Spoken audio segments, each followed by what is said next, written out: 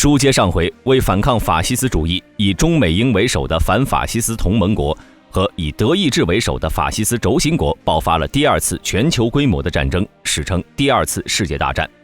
美军在二次世界大战中呢，可以说是财大气粗到了极致，不仅军火无人可及，各种标准和非标准的作战服装也是琳琅满目，而这些制服还经常可以根据战场的气候环境和供应紧急情况而做出变化，也从侧面反映了美国后勤保障的强大。随着上百万甚至上千万的年轻人报名参军，军队使用的制服数量和种类急剧增加，开始凸显出美军庞大复杂的结构。其实就像作战服装，在各类军事题材影片中给人的印象已经比较深了，所以就介绍一下美国陆军的常服吧。其实说通俗点，常服就和如今白领的西服差不多。在二战期间，美军始终采用实用主义，美军在西线战场上使用的军服面料多是以棉布和帆布为主，并且将卡其色与橄榄绿色作为主要色调。在这张图画中呢，最左侧的一位上校身着着深色军官常服上衣和有粉红戏称的浅棕色裤子，这种裤子呢和现在的西服裤子一样有裤线，按制服条例也可以穿搭另一种款式。这身常服也可以搭配各类军帽，图画中所戴的褐色皮质大檐帽是标准配置，还需要搭配环形风带以及军官专用的老鹰帽徽，在上衣两只袖口处有环形标志，这也是军官身份的象征。这种条例至今存在，而且已经是军官和用以不同颜色表明其所属兵种的象征。衣领处的领花分别是 US 缩写和代表工程兵的城堡徽章，左胸的勋略是其履历以及功绩的象征，能看出他在一战时就已经开始服役了。袖口处的标志是海外服役经历，两个 V 型标志是一战1年，4条短横条是二战2年，而在袖子上方的臂章是陆军第3军的军徽。还有就是军官常服的腰带可以是布制腰带，也可以搭配图画中的上尉所用的皮革制成的武装带，可以挂佩剑、手枪等等。与军官不同，士官呢都是士兵的常服，如图画最右边的这位技术士官，或者被称作资深士官的军人，穿的是 M1939 式4兜深色士兵上衣，款式上与军官没有什么区别，戴的是船形帽。有一些船形帽会镶有所在部队的颜色边条，但他戴的是无边色的帽子，用的是装甲师的带色彩金属帽徽。衣领上方的领花是 US 标志和所属的兵种章，下方领花是一对所代表所服役单位的带色彩的金属领花。作为美军历史最悠久的坦克部队，可以追溯到一战时的第351坦克营。左臂袖子上方与军官一样，两臂中间的 V 型标志代表军衔，左臂袖口处2条金色短横条代表1年的海外服役，而斜杠则是表示2次服役，表明这位军士是被征召的。还有一种款式也被人所熟知，就是艾森豪威尔式的夹克，它因艾森豪威尔将军穿过而得名。这种夹克一般选用质地坚硬的耐磨华达尼斜纹布作为面料，衣长至腰围，领型为翻领，掀开金用拉链，胸前有盖式和褶合型特大贴带，袖口为有扣袖头，胸前2个口袋，看起来有点像空军军装，也是1945年在美国流行的一种短夹克式样。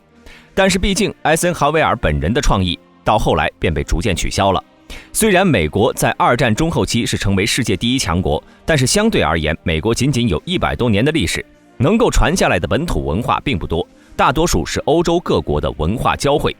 其军装历史，不论美军如何否认，基本上都是在借鉴英法两国，但是美军也不是全部照抄，在其中加入了自己的设计与认知，将实用主义贯彻到底。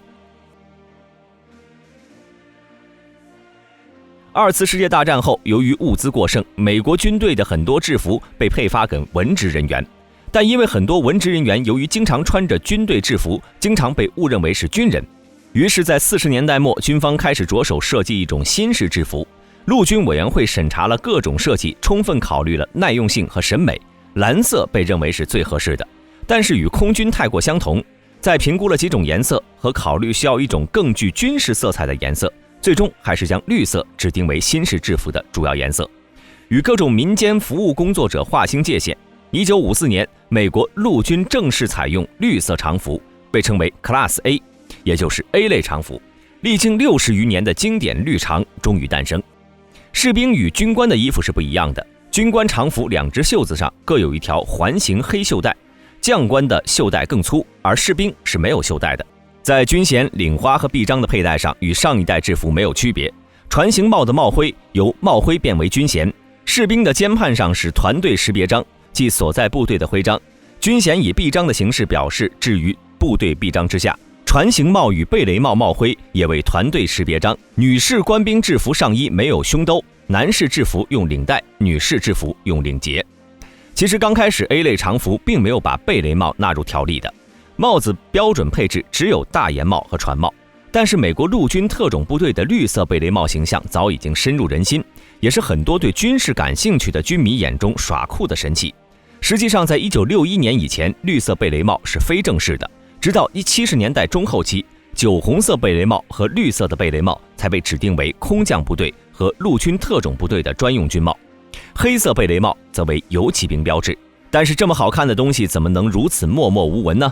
？2001年时通过了时任美国陆军参谋长的日裔上将埃里克辛官的提议后，新条例规定陆军所有单位统一换装贝雷帽，贝雷帽开始成为陆军制式军帽，并且搭配制式常服和作战服。经过10几年的发展之后的今天，无论是穿着常服还是作战服，陆军军人都可以佩戴符合自己部队身份要求的贝雷帽。贝雷帽方便又不失美观的特点，使其迅速火遍了美军。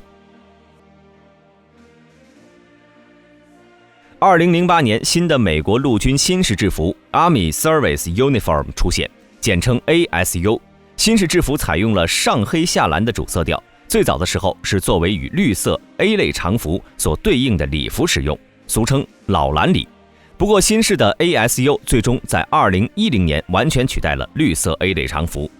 成为美国陆军的新式常礼两用制服。但是军服上的饰品基本不变，新的陆军 ASU 制服材质采用质地更重且抗皱面料，由 55% 羊毛和 45% 聚酯纤维制成。军官和下士以上的士官长裤两侧有金色裤边。ASU 常服有 A 类和 B 类两种主要穿着方式， A 类和 B 类的区别就是是否穿着外衣。美国陆军对 A 类和 B 类穿着方式的配饰都有明确的规定。2018年11月11号，美国陆军宣布将采用2战时期的粉绿军服作为新一代的陆军常服，原先的 ASU 制服继续当作礼服使用。单从颜色款式来说，这款2战军服当得起经典的赞誉，被誉为美国陆军史上最漂亮的军服。加上又是在2战这个美军最伟大时代的军服，赢得了很高的认可度。美国陆军曾经进行过一次民意调查，超过 70% 的受访者赞成回归2战军服。另外，美国陆军对13200名官兵的调查发现， 81% 的官兵都喜欢绿色上装配棕色裤子的2战款绿色棕色常服。美国陆军计划到2028年陆军所有人员完成制服换装。对于美军重返2战风格，恐怕只有一句话能总结，那就是老兵不死。本期视频就到这里，喜欢的朋友可以点赞、关注、加评论，我们下期再见。